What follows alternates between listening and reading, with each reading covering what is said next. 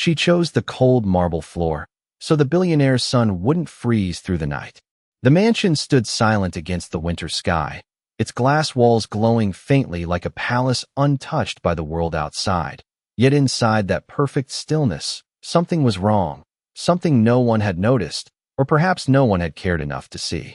The heating system hummed softly through vents hidden behind polished walls, the kind of warmth money could buy without a second thought.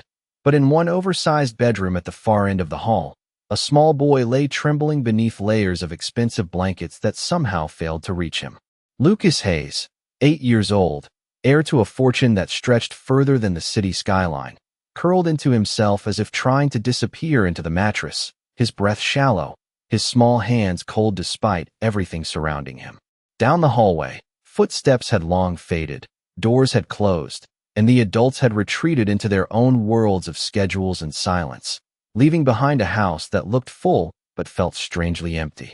And then there was Emily Carter, 10 years old, the maid's daughter, a girl who had learned early that the safest way to exist in a place like this was to be invisible, to move quietly, to speak only when spoken to take up as little space as possible. Her mother had whispered it countless times, a rule shaped by necessity rather than choice. Stay quiet, stay small, stay unseen. Emily had obeyed, because she understood what was at stake, understood that this house, as cold as it sometimes felt, was still the reason they had a roof over their heads at all. But that night, something broke the rules. She had been sitting on a narrow chair in the corner of Lucas's room, her hands folded tightly in her lap, trying not to fall asleep, trying not to make a sound, when she heard it. Not a cry, not loud enough for anyone else to notice. Just a faint, fragile shiver that seemed to echo through the room like a secret. She lifted her eyes. Lucas was shaking. Not the kind of movement that came from a bad dream, not the restless turning of a child who would wake up fine in the morning, but something deeper, something quieter, something that made the air itself feel colder. Emily hesitated. She wasn't supposed to move. She wasn't supposed to interfere. This wasn't her place. But the longer she watched, the clearer it became that no one else was coming. No footsteps in the hall. No concerned voices. Just silence, heavy and absolute. She looked at the bed, at the thick blankets, at the distance between comfort and reality, and then down at the floor beneath her feet, smooth marble, polished to a shine, beautiful and unforgiving. For a moment, she stayed frozen, caught between obedience and something stronger, something that didn't have a name but felt like it mattered more than the rules she had been taught. Then she stood, slowly, carefully, as if the house itself might object. She stepped forward. The air seemed colder closer to the bed. Lucas's fingers twitched weakly against the fabric, his face pale in the dim light. Emily swallowed hard. "It's okay," she whispered, though she wasn't sure if he could hear her. She reached for the edge of the blanket, pulling it aside just enough to slip in beside him, but then she paused again, glancing down at the bed, at the space that wasn't meant for her. And so she made a different choice. She lowered the blanket to the floor. The marble hit her skin like ice, sharp and immediate, stealing the warmth from her body in seconds, but she didn't pull back. Instead, she gently guided Lucas down beside her, wrapping the blanket around them both, her small arms encircling him with a quiet determination that didn't ask permission. His shivering didn't stop right away, but it softened, little by little, as if his body had finally found something it had been missing all along.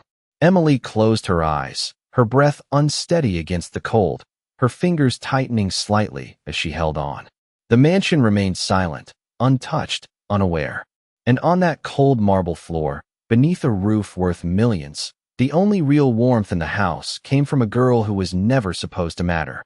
The night stretched on, slow and heavy, as if time itself had chosen to move more carefully inside those walls, and the cold beneath Emily's body did not fade. It settled deeper, pressing into her bones, creeping through her thin clothes until every breath felt sharper than the last. But she did not move, not even when her fingers began to ache, not even when her legs grew stiff against the unforgiving marble, because in her arms, Lucas had stopped trembling the way he had before, his small body no longer fighting the cold alone, his breathing steadier now, softer, like a fragile rhythm finally finding its place. She kept her hold gentle but firm. The way her mother used to hold her on nights when the world felt too big and too uncertain. And for a moment, despite everything, there was a strange kind of peace in that quiet corner of the mansion, a warmth that had nothing to do with temperature and everything to do with presence. Hours passed without announcement, marked only by the faint shifting of shadows along the walls and the distant ticking of a clock somewhere far down the hallway, a sound so quiet it almost did not exist, and yet it reminded the house that time was still moving, even if no one was watching. Emily's eyes fluttered open and closed, fighting sleep, because she knew she was not supposed to be here, not like this, not breaking the invisible rules that had always kept her safe. But each time she thought about letting go, about climbing back onto the chair and pretending none of this had happened, she felt Lucas stir slightly against her, and that was enough to keep her exactly where she was. Somewhere beyond the silence, a door opened. It was not loud, not dramatic, just a soft mechanical click followed by the quiet echo of footsteps crossing polished floors, measured and deliberate, the kind of steps that belonged to someone used to being alone, even in a house full of people. Jonathan Hayes had returned earlier than anyone expected. His day had ended not with satisfaction, but with a lingering frustration that followed him home, the kind that could not be solved with contracts or numbers. And as he walked through the dimly lit hallway, loosening the collar of his coat, he expected nothing more than silence waiting for him on the other side of his son's door. He paused there for a second, his hand resting against the handle, as if something unseen had slowed him down. Then he turned it gently and stepped inside. The room was darker than he remembered, the lights dimmed to a soft glow, the bed slightly disturbed. But it was not the bed that held his attention. It was the floor. For a moment, he did not understand what he was seeing, his mind struggling to match the image in front of him with anything that made sense, because there, on the cold marble that no one ever thought twice about, lay two small figures wrapped in a single blanket, one still, one holding on. Emily's arms were around Lucas, her face pale in the faint light, her hair falling loosely across her cheek, her body curved protectively around his, as if she had made a decision that did not require permission and would not be undone by consequence. Jonathan did not move. He stood there, completely still, the weight of the moment settling over him in a way no business deal ever had. No victory, no loss. Nothing had ever felt like this, because what he was looking at was not something he could measure or control. Lucas shifted slightly, a small breath escaping him, and Jonathan saw it clearly then, the absence he had never named before. The space he had assumed was filled simply because everything else in his son's life was provided, and now, in the quiet of that room, it was undeniable. The warmth Lucas needed had not come from the systems in the walls or the blankets on the bed. It had come from her, from a girl who was not supposed to matter. Emily stirred faintly, her eyes opening just enough to catch the silhouette in the doorway, and for a second, fear flickered across her face, the instinctive understanding that she had crossed a line she was never meant to touch. But she did not pull away, not immediately, because Lucas was still there, still leaning into her, still depending on the choice she had made hours ago. Jonathan took a single step forward, slower than he had ever moved in his own home, his voice quiet when he finally spoke, not sharp, not commanding, but something else entirely, something unfamiliar even to him. "Why are you on the floor?" The question hung in the air, simple and impossible at the same time. Emily swallowed, her voice small but steady as she answered, "Because he was cold." And in that moment, the entire house seemed to change, not in sound, not in light, but in meaning, as if something invisible had shifted its place forever. The words settled into the room with a quiet weight that could not be ignored, simple and honest, carrying more truth than anything Jonathan Hayes had heard in years. And for a moment he just stood there, his eyes fixed on the small girl on the floor, trying to understand how something so small could feel so significant, how a single sentence could expose a gap he had never allowed himself to see.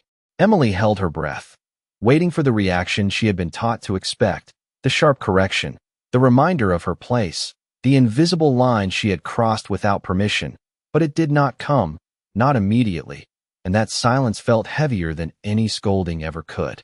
Jonathan took another step closer, his shoes barely making a sound against the marble, and now he could see everything clearly, the faint redness in Lucas's cheeks, The way his son's hand rested lightly against Emily's sleeve, as if holding on to something he trusted, something that had not been given to him in any other form. He looked at the blanket, at the floor, at the space that should never have been occupied like this, and then back at the girl who had chosen it anyway. "You stayed here all night?" he asked, his voice quieter now, stripped of the authority that usually defined it. Emily nodded slightly, her eyes lowered, unsure if meeting his gaze would make things worse. Her fingers still wrapped gently around Lucas, as if letting go too soon might undo everything. "I did not want him to be cold again," she said, each word careful, respectful, but steady in a way that did not waver. Jonathan felt something shift inside him, not sudden, not dramatic, but deep, like a door opening in a place he had long kept closed, and he realized with a clarity that unsettled him that this moment was not about rules or boundaries or the order of his household. It was about something far simpler and far more difficult to face. He had not been there, not when his son needed comfort, not when the silence of the house became heavier than the walls themselves. And yet this girl, who owed him nothing, who had every reason to stay quiet and untouched by responsibility, had stepped forward without hesitation. Lucas stirred again, his eyes fluttering open slightly, confused but calmer than before, and when he saw his father standing there, he did not speak right away. He simply shifted closer to Emily, a small instinctive movement that did not go unnoticed. Jonathan saw it, and for the first time, it did not feel like a small detail. It felt like a message. He crouched down slowly, bringing himself closer to their level, his presence no longer towering but searching, uncertain in a way that would have been unthinkable to anyone who knew him outside these walls. "Lucas," he said softly, his voice careful, almost unfamiliar in its tone. The boy blinked, his gaze moving between his father and the girl beside him, and then he whispered, "She helped me." 3 words. Simple, clear, enough. Jonathan nodded once, but the motion felt heavier than it should have, as if it carried something he had not yet fully understood. He reached out, not to separate them, not to correct the situation, but to gently adjust the blanket around both of them, making sure it covered Emily's shoulders as well, a small gesture that felt strangely significant, even to him. Emily looked up then, just for a second, surprised by the movement, by the absence of anger, by the quiet acknowledgement that she had not expected to receive. Jonathan met her eyes briefly, and in that moment, there was no distance, no hierarchy, just recognition, a silent understanding that what she had done mattered in a way that could not be undone or dismissed. He stood again after a moment, his posture slower, less rigid, as if something inside him had shifted its place permanently, and he turned slightly toward the door, pausing just long enough to say, "No one should be cold in this house." It was not a command. It was not directed at anyone in particular. It was a realization spoken out loud, a line drawn not by rules, but by something deeper. And as he stepped out into the hallway, leaving the door slightly open behind him, the silence of the mansion no longer felt the same, because for the first time, it carried the echo of something warmer, something that had not been bought or built, but chosen. Morning did not arrive with noise or urgency. It came quietly, slipping through the tall windows in soft bands of pale winter light that stretched across the marble floor, touching the edge of the blanket where 2 children still lay, one slowly waking, the other barely aware of how long she had stayed there. Emily felt it first in the stiffness of her arms, the dull ache that had settled deep into her muscles, the kind that did not belong to comfort or rest. And when her eyes finally opened, the room looked different in the daylight, larger somehow, more real, as if the night had hidden parts of it she was not meant to see. For a moment, she did not move, her thoughts catching up slowly, remembering where she was, what she had done, and then the quiet fear returned, not sharp but steady, the kind that whispered consequences rather than shouted them. She shifted slightly, careful not to wake Lucas too abruptly, but he was already stirring, his breathing stronger now, his face no longer pale with cold, and when his eyes opened, there was confusion there at first, then recognition, and finally something softer, something that had not been there the night before. "You stayed," he said, his voice still thick with sleep. Emily hesitated, unsure how to answer something that felt so simple and yet so important, so she nodded, just once, her hands pulling back slightly, as if reminding herself that this closeness was not meant to last beyond necessity.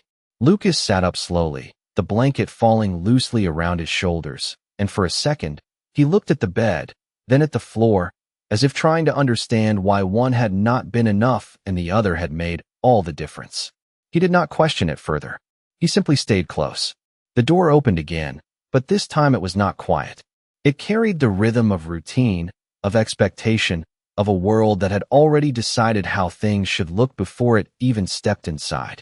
Helen Carter, Emily's mother, entered with a small tray balanced carefully in her hands, her posture straight, her movements practiced, but the moment her eyes fell to the floor, everything changed. The tray trembled slightly, not enough to spill, but enough to reveal what she was trying to hold in. "Emily," she said, her voice low but firm, the kind that carried both worry and warning at the same time.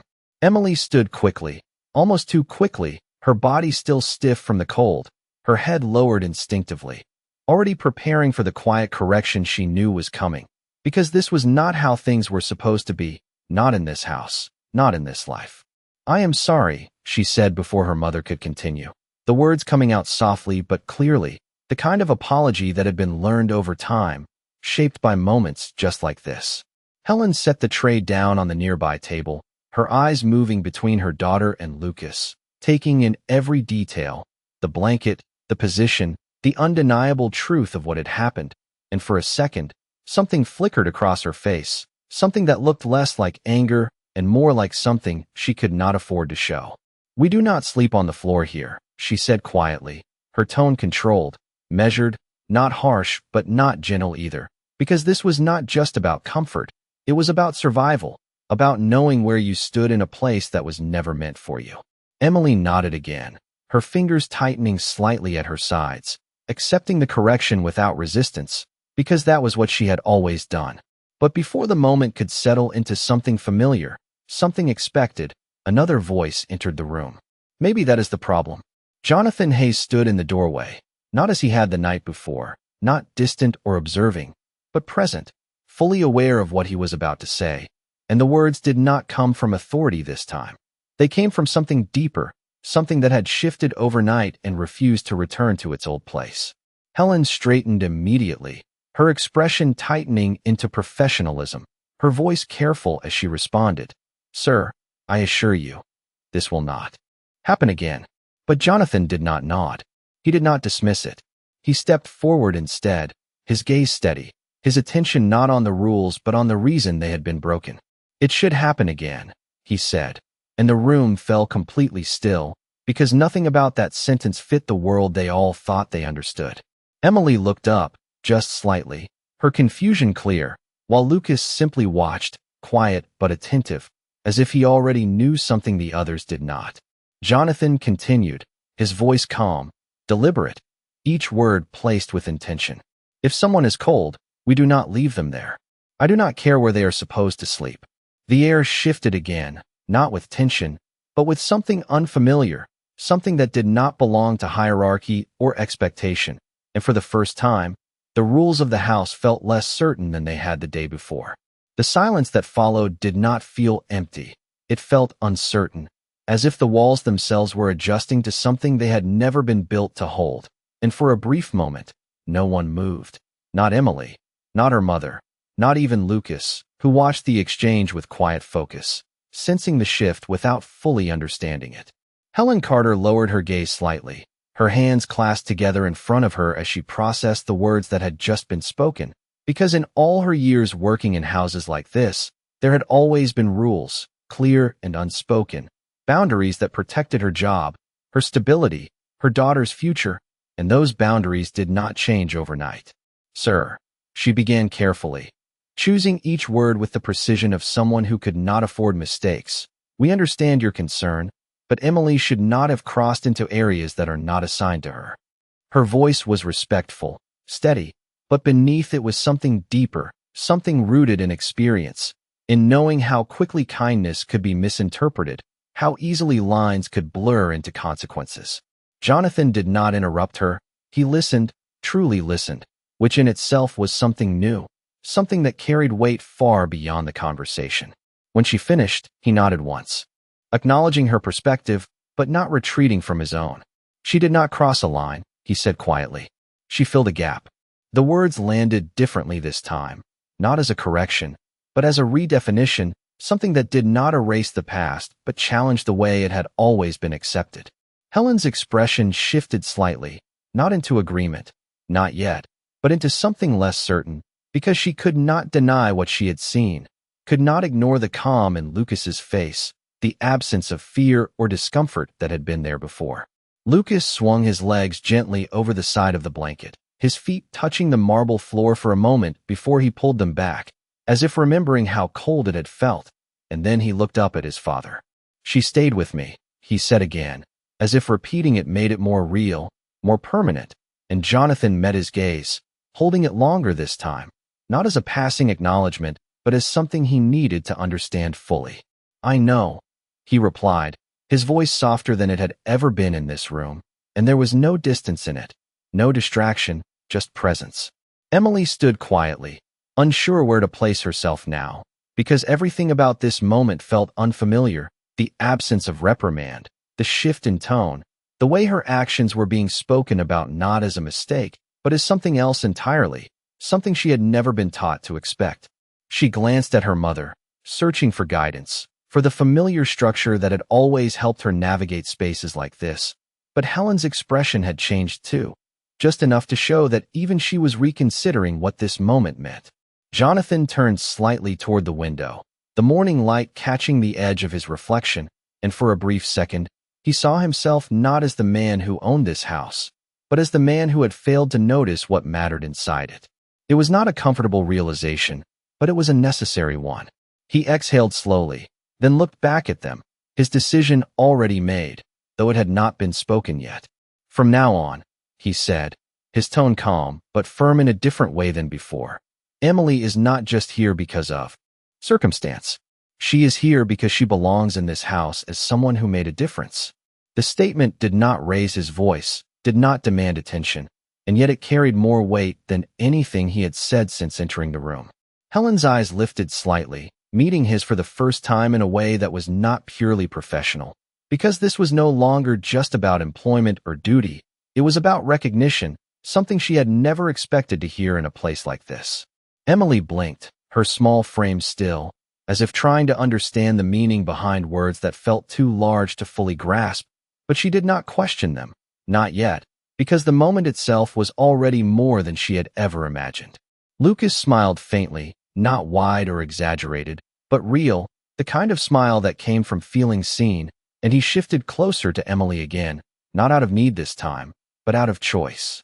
And in that quiet, sunlit room, something had changed in a way that could not be undone, not by rules, not by habit, not by the way things had always been, because for the first time, the value of a person in that house was no longer measured by where they stood, but by what they had chosen to give.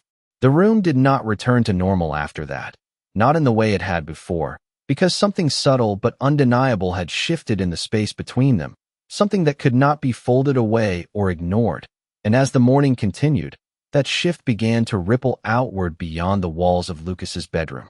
Downstairs, the house moved as it always did, staff following routines shaped by years of quiet efficiency, footsteps measured, voices low, everything polished and precise. But there was a difference now, something unspoken that lingered in the air, carried by a glance, a tone, a pause that had not been there the day before. Emily stood beside her mother near the hallway, her hands folded neatly, her posture careful, returning to the habits that had always kept her safe. But inside, nothing felt quite the same. She could still feel the cold from the marble, still remember the weight of Lucas leaning into her, and now, the way Mr. Hayes had looked at her, not past her, not through her, but at her, as if she had done something that mattered. That feeling stayed with her, quiet but steady, like a small light she did not yet know how to hold. Helen adjusted the cuff of her sleeve, her movements composed, but her thoughts were not as still as they appeared. She had spent years teaching Emily how to move through the world without drawing attention, how to survive in spaces that were never built for them. And yet this morning had challenged something fundamental in that lesson. She glanced down at her daughter briefly, her expression softening for just a moment before returning to its usual calm, because even if things were changing, she could not risk assuming they would stay that way. Across the hall, Lucas sat on a bench by the window, wrapped in a light sweater now, his energy returning slowly, and for the first time in a long while, he was not alone. He watched Emily, not with curiosity, but with quiet certainty, as if her presence had already become something familiar, something expected. When she noticed him looking, she gave a small, unsure smile, the kind that asked a question without words, and he smiled back, simple and genuine, as if the answer was already clear. The sound of approaching footsteps echoed from the staircase, firm but not rushed, and when Jonathan Hayes entered the main hall, the subtle rhythm of the house shifted again, not out of fear, but attention. Conversations paused. Movement slowed. It was the natural response to someone whose presence usually defined the tone of everything around him. But today, something about him was different, not in appearance, not in status, but in the way he carried himself, less distant, more aware, as if he had stepped into a version of his own home he had never fully seen before. His gaze moved through the space, taking in details he had overlooked countless times, the way the light reflected off the floor, the quiet coordination of the staff, the careful balance of a world that functioned smoothly but not always meaningfully. Then his eyes settled on Emily, just for a second, but long enough to be noticed. Not by everyone, but by the ones who understood what it meant to be seen. He walked forward, his steps measured, and stopped a few feet from where she stood beside her mother. Helen straightened instinctively, her posture returning to the professionalism she knew so well, but before she could speak, Jonathan addressed Emily directly. "Have you had breakfast?" The question was simple, almost ordinary, but in this house, it was anything but. Emily blinked, caught off guard, her mind searching for the correct response, for the version of herself she was supposed to be in this moment. "No, sir," she said quietly, her voice respectful, careful. Jonathan nodded once, then turned slightly toward the kitchen entrance. "Then you will eat with Lucas this morning." The words were calm, direct, and completely unexpected, and for a moment, no one moved, because the meaning behind them extended far beyond the act itself. Helen's eyes widened slightly before she could stop herself, her instincts immediately calculating the implications, the boundaries, the risk, but she did not interrupt, not this time, because something in Jonathan's tone made it clear that this was not a suggestion. It was a decision.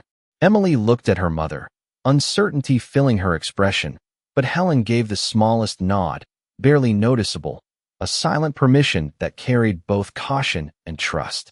Lucas stood up from the bench, his steps light as he moved closer, and without hesitation, he reached for Emily's hand, not as a gesture of need, but as an invitation. "Come on," he said, his voice brighter now, warmer, as if the house itself felt different to him too. Emily hesitated for only a second before placing her hand in his, her fingers small against his, and together they walked toward the kitchen, not as separate parts of the house, but as something new, something the walls had not yet learned to define. And as Jonathan watched them go, he did not look away, because for the first time, he understood that what had changed was not just a moment, but the direction of everything that would come after it.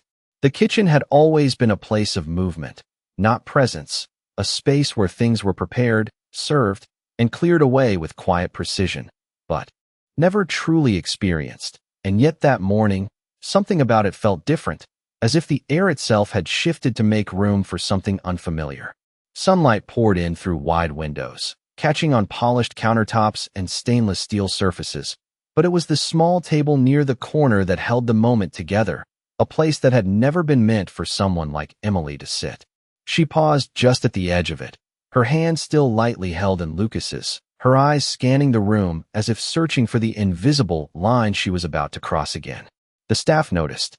Not openly, not with words, but with subtle changes. A glance held a second too long. A movement slowed just enough to acknowledge what was happening without interrupting it.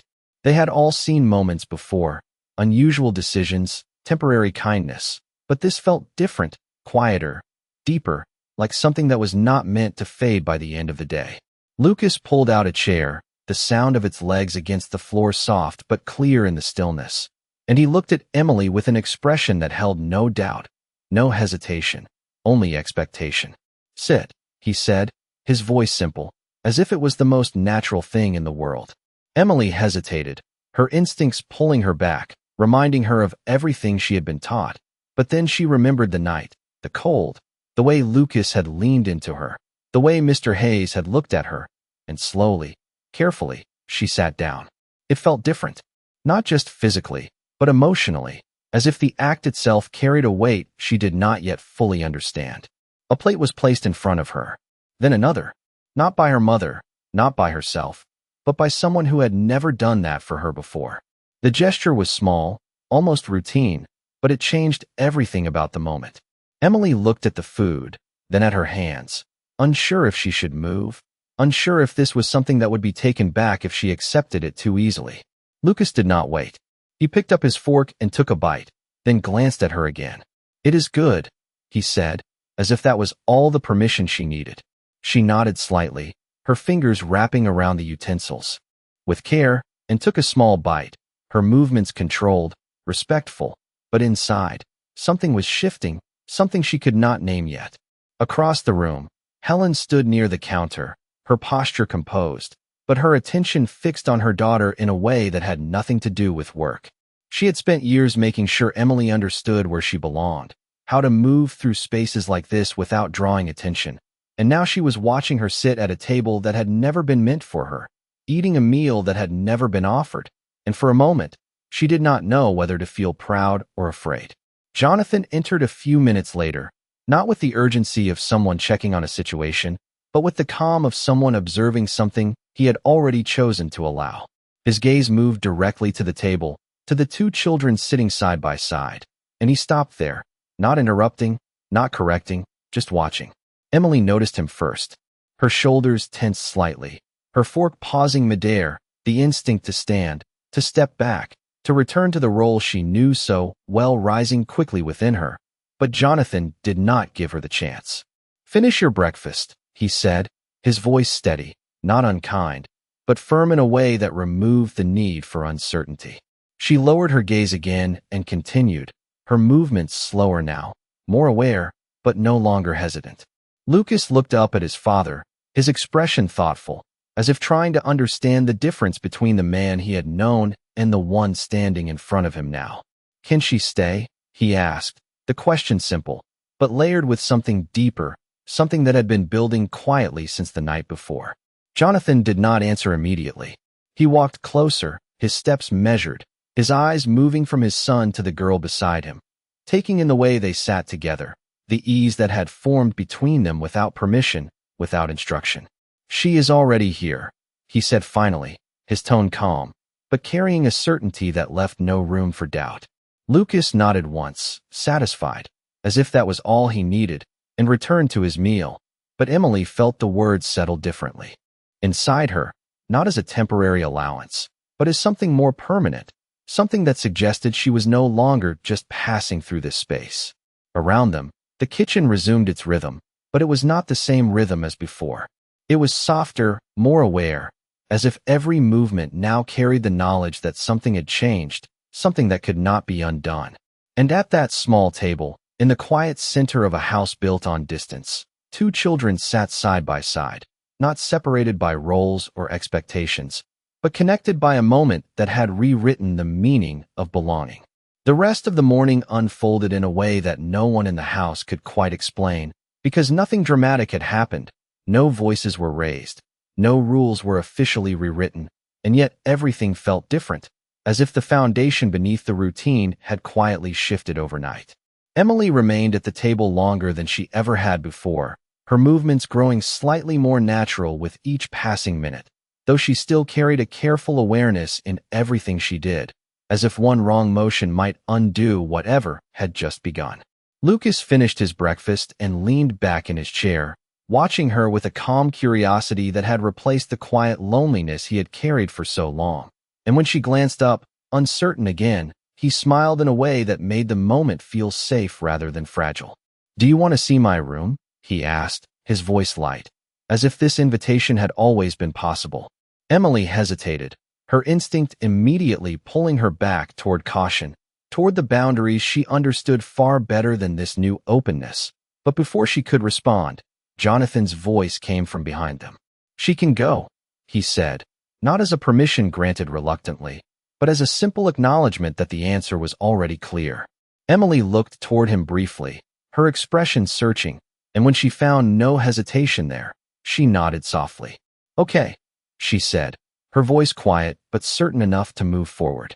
Lucas stood quickly, his energy returning in small but noticeable ways, and together they walked out of the kitchen, side by side, not with urgency, but with a shared understanding that this was something new, something worth stepping into.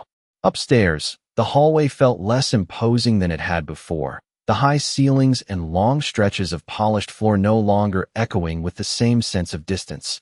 And when they entered Lucas's room, the space seemed different in the daylight, not just a place of luxury, but a place that had held a moment that changed everything.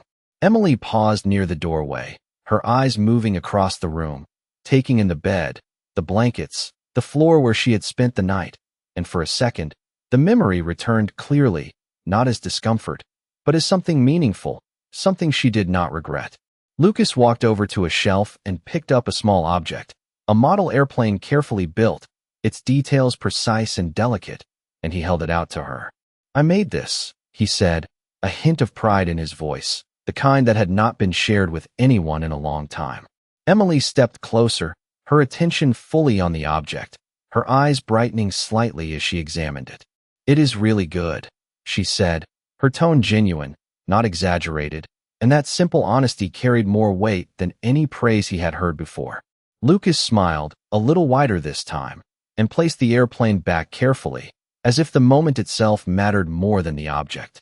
Downstairs, Jonathan remained in the kitchen, his gaze lingering on the empty chairs where the children had just been sitting, and for a moment, he did not move, because he understood that what had happened was not just about them, it was about him as well. He had built a life defined by control, by structure, by ensuring that every detail served a purpose, and yet the most important thing in his own home had been missing, not because it could not be provided, but because it had never been prioritized. Helen stood nearby, her posture still composed, but her thoughts no longer as guarded as they had been before, because she had seen something she could not ignore, something that challenged the way she had taught herself to survive. Jonathan turned slightly toward her, his expression thoughtful, not distant, and when he spoke, his voice carried a clarity that had not been there before. "You have done a good job raising her," he said. The words were simple, but they landed with unexpected weight, because they were not part of any obligation, not a courtesy, but a recognition that had been earned. Helen blinked once, taken off guard, her usual response delayed just long enough to reveal that this moment mattered to her more than she had prepared for. "Thank you, sir," she said quietly, her voice steady, but softer than before. Jonathan nodded once, then looked back toward the hallway where the children had disappeared, and for the first time in a long time, he did not feel the need to return to work immediately, did not feel the pull of everything waiting beyond the walls of this house, because something inside it had finally begun to feel worth staying for. Upstairs, laughter, small and genuine, echoed faintly through the corridor, a sound that had not belonged there before, and as it carried through the space, it softened the edges of everything it touched, turning a house that had once felt distant into something closer, something warmer, something alive in a way it had never been until now.